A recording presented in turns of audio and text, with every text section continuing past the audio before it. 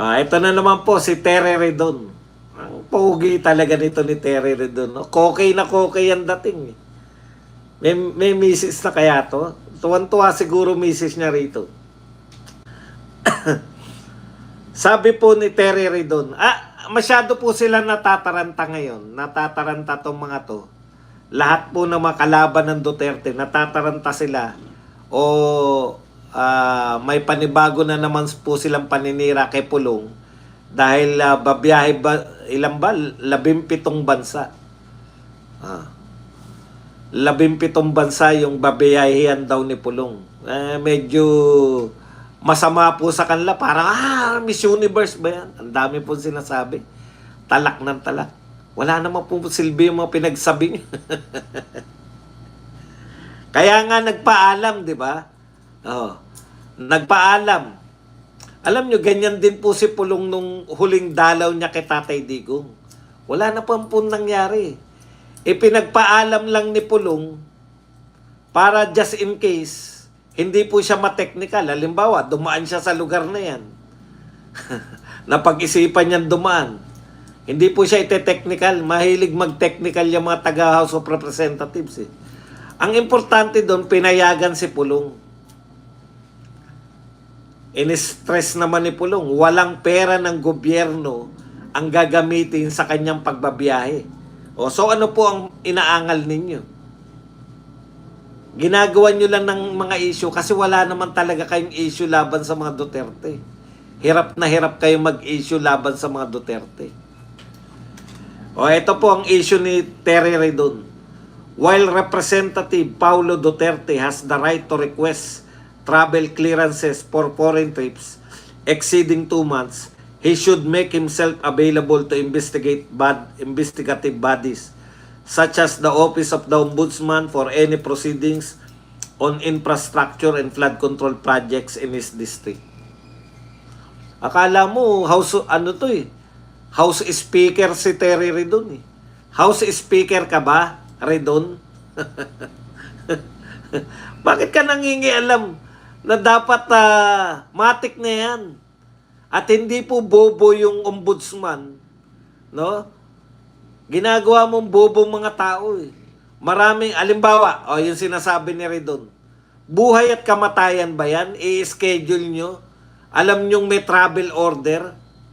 Redon, hindi bobo mga Pilipino. Lalong hindi bobo yung ombudsman. Alam mo na may travel order, nagpaalam, pinayagan ng speaker eh. Tapos i-schedule mo, halimbawa na pagtripan, i-schedule mo na Mar 16, thank you very much sa $8 na pangkape. Yan. Maraming salamat, Mar 16. I-schedule mo yung investigasyon ni Pulong habang nasa ibang bansa ka. Habang nasa ibang bansa si Pulong. Imposible pong gawin po yan ng ombudsman. O wala bang abogado si Pulong o walang magpapahatid sa ombudsman? Pagka po sinabi na iimbestigahan ka ng ombudsman sa ganito, petsa, meron pong mga abogado, meron pong mga staff si Pulong, nasasabihan po yung ombudsman, naka-travel order po, meron pong travel authority si Congressman Pulong Duterte, kaya hindi po siya available. Hindi naman po siya suspect eh. Ito talaga si Redon, hindi mo maintindihan eh kung ano yung gustong palabasin eh. Ang tanong ko sa iyo, Redon, kumusta na yung Dolomite? Redon, kailan mo imbestigahan yung Dolomite? Imbitahin mo naman kami. Kasi mga nakatambay kami sa Dolomite. Nagbablog kami dyan sa Dolomite. Imbitahin mo naman kami, hindi yung mga taong hindi pa nakarating sa Dolomite. Baka yung mga imbitahin nyo dyan, yung mga hindi pa nakarating sa Dolomite. Wala nangyari, di ba? Hindi ka pinayagan, Redon, di ba? Siguro, ako, ito lang kung ako ay matinong speaker, bakit kita papayagan na mag-imbestiga ka sa Dolomite? Wala naman pong anomalya yung Dolomite na napapabalita tayo. Gusto mo lang? Kung ako speaker, sasabihin ko, mukha mo, imbestigahan mo. Di po ba? Walang ka-logic-logic. Hindi, nagbumaliktad na po si Loren Legarda. Dinala siya ng anak niya sa Dolomite. Natauhan si Loren Legarda eh. Ito na ba yung dating basurahan na tinataihan ni Redon? Dating taihan, naging pasyalan, tapos imbestigahan mo. Utak. Anong utak meron ka Redon? Ito po, may pahabol po si Mr. President. Alam,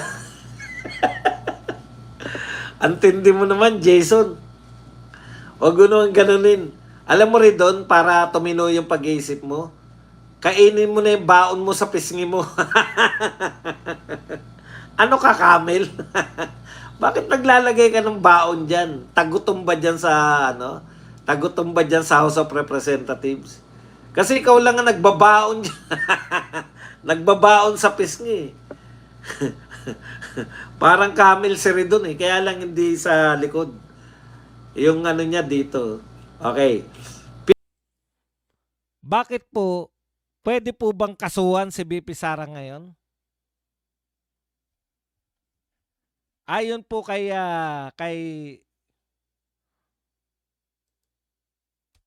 ayon ko po kay Rowena Guanzon.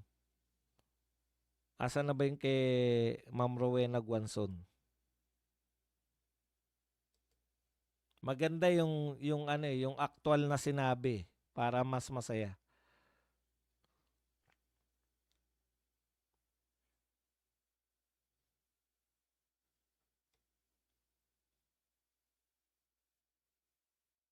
Nawala na naman yung tinantusan ko kay Rowena Guanzon. Sabi ni Rowena Guanzon, walang jurisdiction ang ombudsman kay BP Sara. Kinakailangan muna si BP Sara ay ma-impeach bago makasuhan o bago pakasuhan ng ombudsman si BP Sara. Yun naman pala eh. Hindi naman po pala makakasuhan sa aktual na korte si BP Sara hanggang hindi siya ma-impeach. Bakit po sila nagsampa ng ombudsman? Ito po, maganda po itong sinabi ng dating ombudsman si Samuel Martires.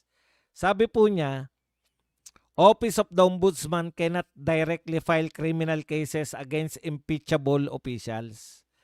So hindi po sila makakapag-file ng criminal cases. Ayan like the President, Vice President, etc. While they are still in office, their process involves investigating and submitting findings to Congress, House of Representatives to potentially initiate impeachment, and only after an official is convicted and removed or leaves office can the ombudsman file criminal charges. So, hindi po pwede na yung ombudsman ay mag-file ng criminal charges ngayon hanggat nasa opisina pa po si Vice President Sara Duterte. Yun po yung problema ng mga to eh. Okay. Kaya, wala pong silbi yan. Wala pong jurisdiction. Ayan. Constitution prioritize impeachment as the mechanism to hold impeachable officials accountable. Ngayon, bakit po sila nagpatulong sa ombudsman? May papel kasi yung ombudsman. Pwede po siya mag-conduct ng investigation to potentially file an impeachment complaint with the House, not to prosecute them in court. Yan po. Kaya po nila, siguro kaya nila nag-file sila sa ombudsman para imbestigahan ng ombudsman. At para yung ito pong investigasyon ng ombudsman, ito yung maging basehan nila ng pagpapile ng impeachment complaint kay BP Sara. Yun lang po yun. Pero, alam nyo naman po, very busy po ang mga congressman. Double sword po yan eh. Yung pagpapile po nila ng plunder case sa ombudsman, outright dapat pwede nang ano 'yan, 'di ba? Pwede nang i-dismiss ng ombudsman 'yun.